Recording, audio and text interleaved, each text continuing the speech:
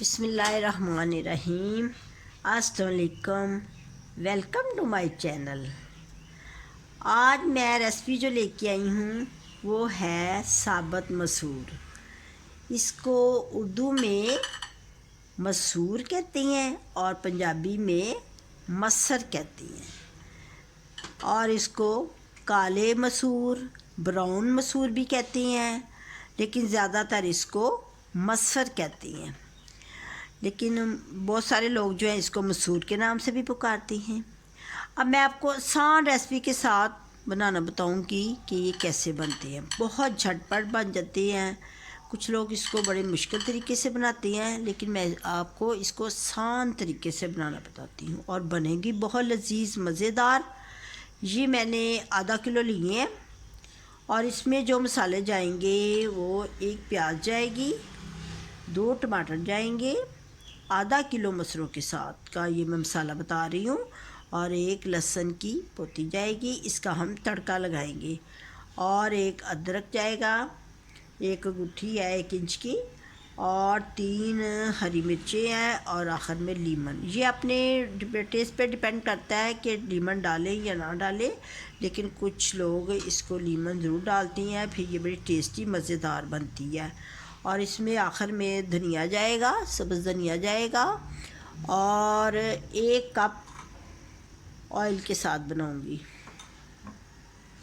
इसमें जो मसाले जाएंगे, नमक 1.5 चम्मच जाएगा, और 1.5 चम्मच ही मिर्च जाएगी, सुरख मिर्च, और 2 चम्मच हल्दी जाएगी, क्योंकि इसमें जो कलर है ना वो लाना होता है कि इसका कलर जो है ना वो अच्छा है।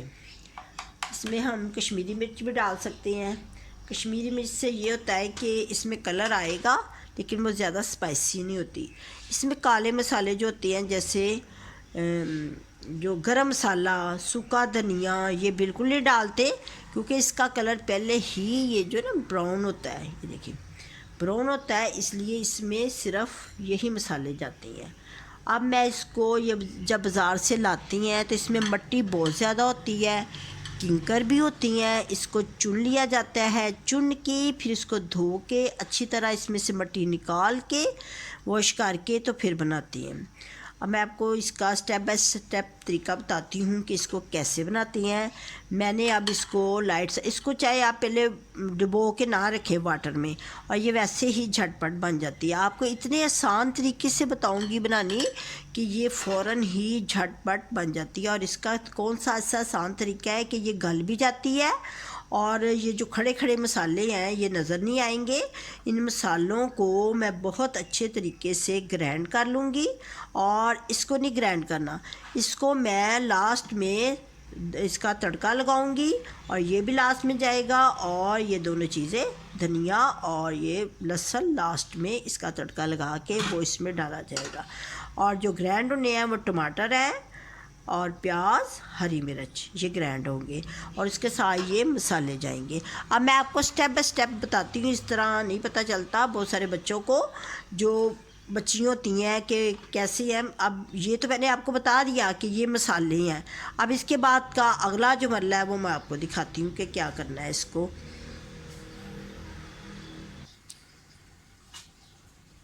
बिस्मिल्लाहिर्रहमानिर्रहीम।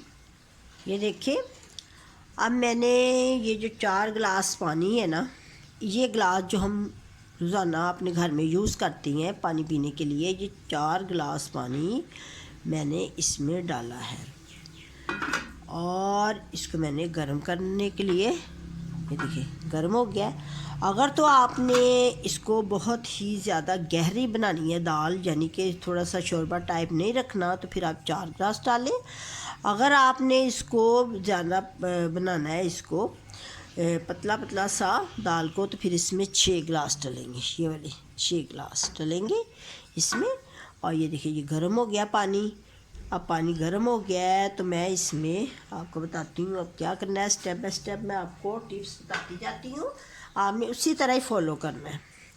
अब इसमें मैं ये जो मैंने मसाला ग्राइंड किया है ना, ये डालूँगी। जब तक पानी गर्म ना हो जाए दाल को कभी नहीं डालते, फिर दाल बहुत अच्छे तरीके से और जल्दी बन जाती है। वैसे तो लोग प्रेशर में भी बनाती हैं, लेकिन पतीली में बहुत ही मज़ेदार और लजीज दाल बनती है। ये मसाला मैं इसमें डाल देती हूँ। अब ये देखो डाल दिया। लहसुन को मैंने, जो लहसुन था उसको मैंने पीसेस कर लिए, वो नहीं डालना, वो एंड में उसका तड़का लगेगा। ये देखिए, ये दाल को मैंने अच्छे तरीके से साफ़ कर लिया है, धो लिया है। इसको 3-4 पानी में धोती हैं क्योंकि इसके अंदर मिट्टी होती है। क्योंकि जब ये देखिए खेतों में लोग ना इसको स्प्रे वगैरह करते हैं ना दालों को, और वैसे भी इनको साफ़ करना बहुत ही ज़रूरी होता है।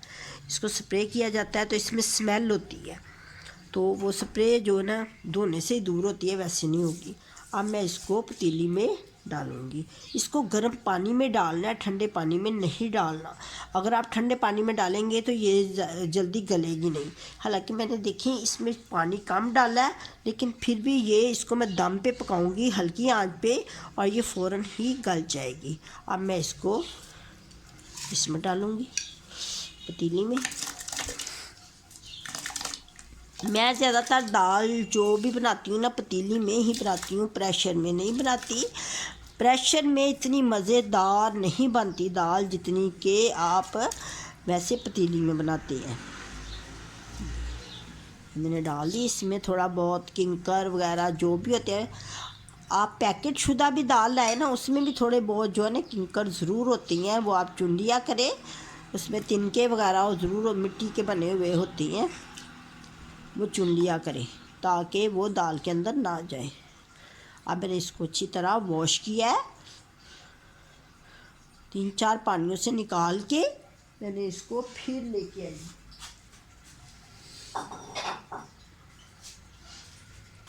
अब मैं इसमें मसाले डालूँगी।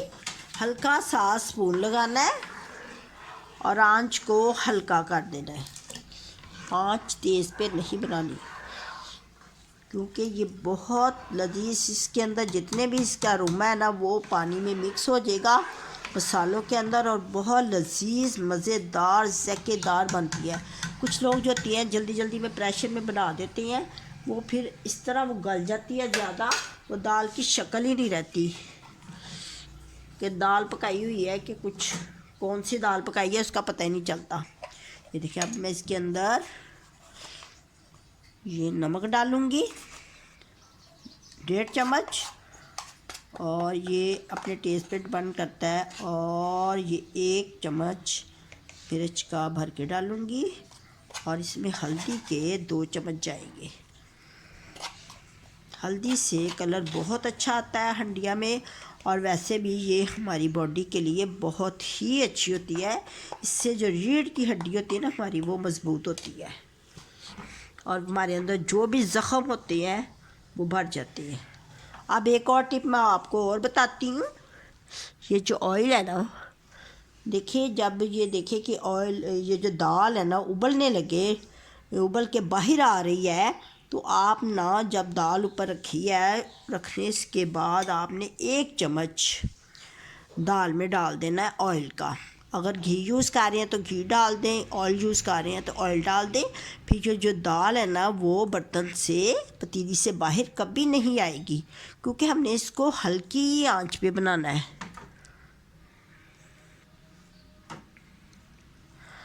अब मैं इसको 15 मिनट के लिए ढाँप दूँगी। 15 मिनट में ये बिल्कुल तैयार हो जाएगी और बहुत ही मज़ेदार लजीज बनेगी ये मेरी दाल। फिर उसके बाद मैं आपको बताऊंगी कि इसको तड़का कैसे लगाया जाता है, बहुत आसान रेसिपी के साथ। बहुत सारे लोग जो होती हैं इसको बड़े मुश्किल तरीके से बनाती हैं, और जो दाल है ना फिर हार्ड हो जाती है, वो अच्छे तरीके से नहीं बनती। ये देखिए, अभी मैं आपको इसकी शक्ल दिखाऊंगी पूरे 15 मिनट के बाद। फिर आप देखें इसकी शक्ल, फिर मैं इसको तड़का लगाऊंगी, फिर बताऊंगी इसको कैसे डेकोरेट करती हैं, सर्व कैसे करती हैं।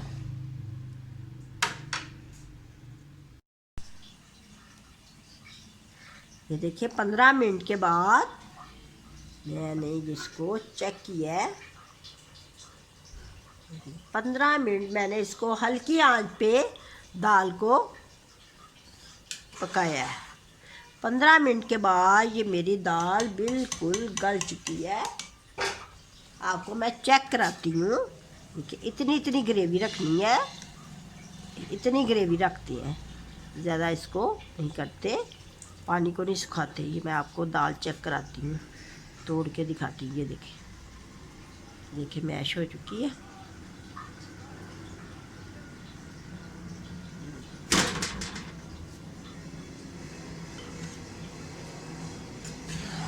देखिए 15 मिनट पूरे इसने 15 मिनट लिए हैं हल्की आंच पे। जब आप भी दाल को पकाएंगे तो ये देखिए गल के बिल्कुल, और इसकी देखिए शक्ल भी बरकरार है।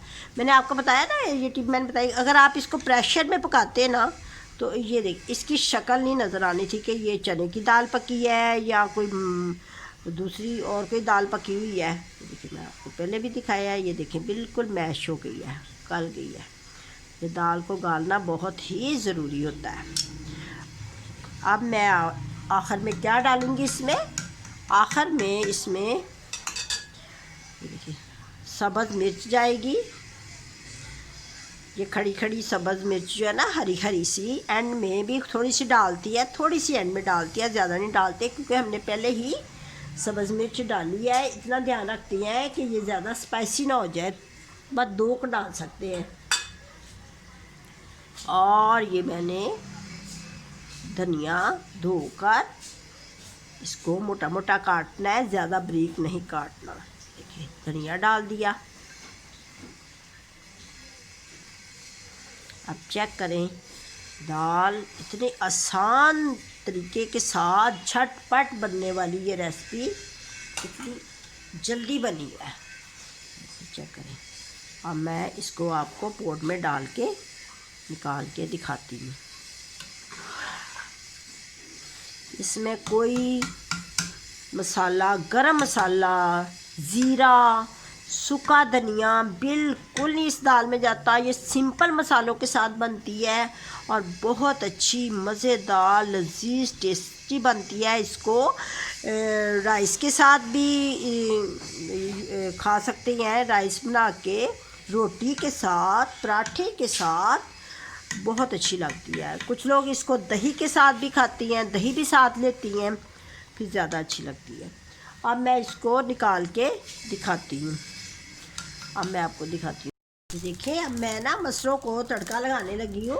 फ्राई पैन ऊपर रखना है चूल्हे पे और ऑयल मैंने डाल दिया। आपने इसी तरह एंड में लहसुन का तड़का लगाना है। ऑयल मैंने डाल दिया। अब ये मेरे पास लहसुन है, इसको थोड़ा सा ऑयल गर्म होता है तो इसको तड़का लगाना है। तो देखिए पहले डाल के देख लेना है कि ये कड़क रहा है।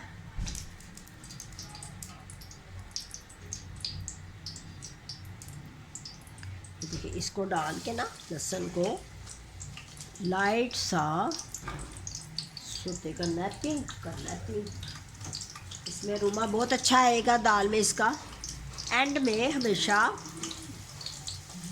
लहसुन का तड़का ज़रूर लगाते हैं, इससे मसरों का जो जायका है ना दुबाला हो जाता है। मसरों में डबल मज़ा आ जाता है। ये मैं आखिर में लगा रही हूँ।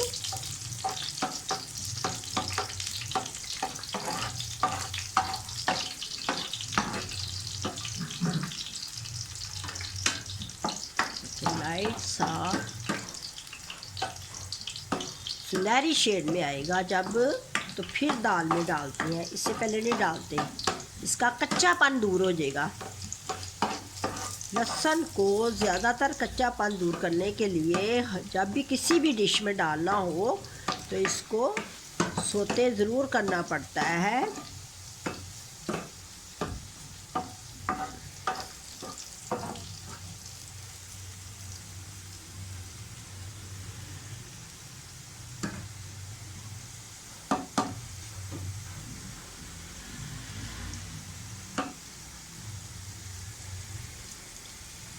देखिए ये हो गया।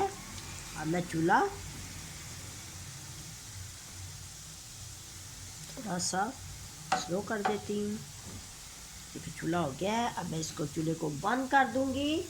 चूल्हा बंद करके अब इसको मैंने दाल में डालना है। ये देखिए नज़र आ रहा है ना,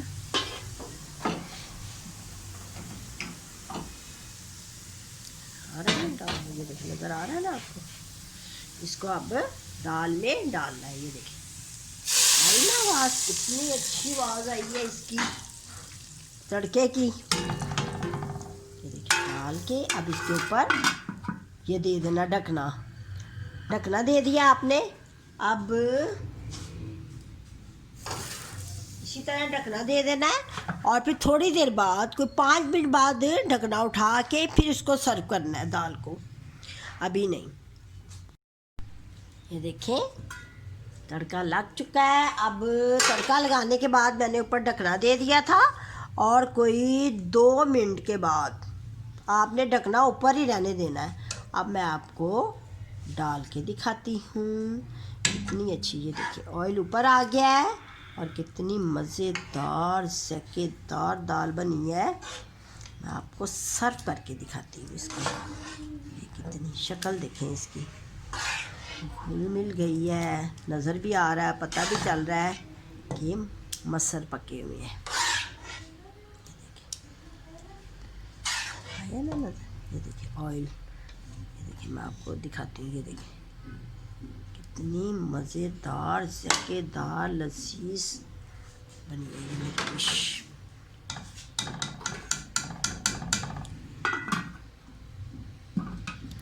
आखिर में भी इसके ऊपर थोड़ा सा धनिया डालते हैं।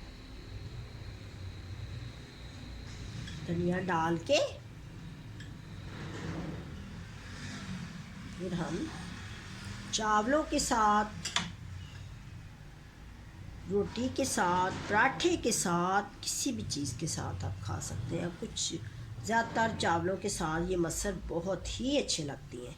ये देखिए ये लीमन है, लीमन का हम ऊपर छिड़काव भी कर सकते हैं। अगर नहीं पसंद तो ना करें ये, लेकिन हमें बहुत ही अच्छा लगता है जब हम लीमन डाल के खाते हैं। तो कुछ हंडिया में छिड़क दें थोड़ा सा।